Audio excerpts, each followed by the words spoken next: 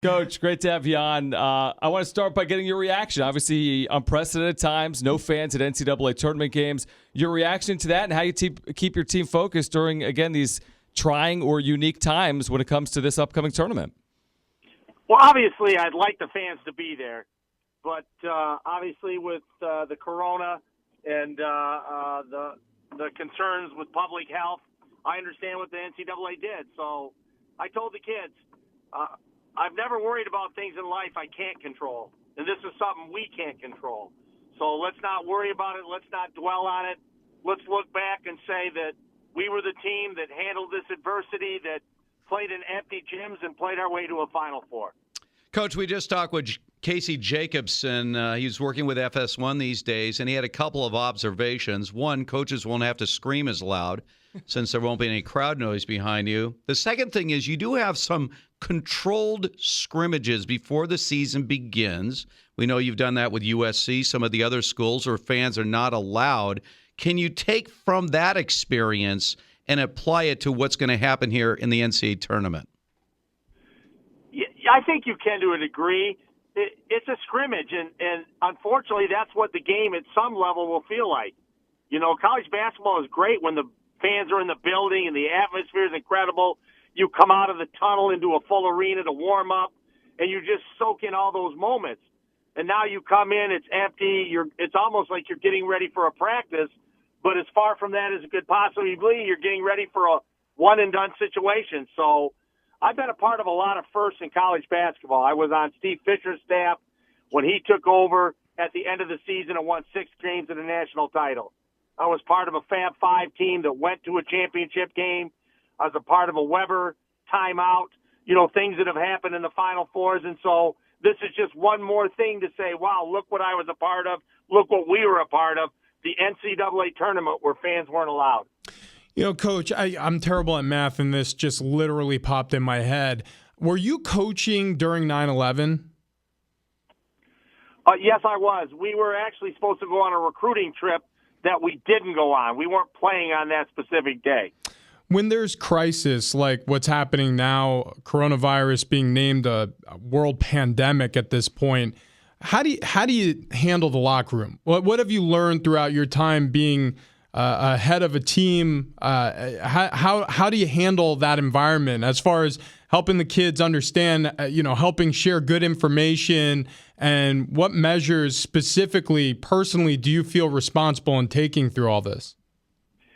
Obviously, we've talked to them on the coronavirus, that we've given handouts, symptoms, the best way to try to prevent it, washing your hands, not touching your face, all that sort of thing. But at the end of the day, they're 18, 19, 20-year-old kids, and they feel invincible. So as much as it's a concern, I don't think they're overly concerned with it. Brian Dutcher joining us here on Extra 1360. Coach, when you look ahead now, you'll likely play a game on Friday of next week, so you're about 9 days out. What does the next week look like for your team, and have you gotten back on the practice floor since Saturday in Vegas against Utah State? Yeah, John, we gave them Sunday and Monday off. We did individual work yesterday. We're just kind of back in the gym and shot. We had a team meeting to talk about the conference tournament, and then moving forward, we have to be forward-thinking. And so we tried to set the tone with that, and then we went through a full practice today. We'll give them tomorrow off. We'll go another full practice on Friday, and then we'll try to scrimmage on Saturday. Coach, do we have an update on Mensah as far as whether he'll be available for the NCAA tournament? No, not at this point. He had a doctor appointment both on Monday and Tuesday. He's got some lab results we're waiting on, so I'd still say it's in the doctor's hands. We don't know whether he'll be available or not at this time. Out of curiosity, because I remember when I was playing sports, both in college and professionally, whenever there was a lot going on the outside of the locker room, I found sanctuary doing what I did for my school or from the team I was playing with professionally. Is there some of that for you and for the team, locking yourself into the jam center and just working while it sort of feels like things are essentially, very uncertain on the other side of those doors? Yeah, I mean, there's comfort. I'd like to think that, and I'm not sure it's been clarified yet, that the kids' families will be able to come to the game.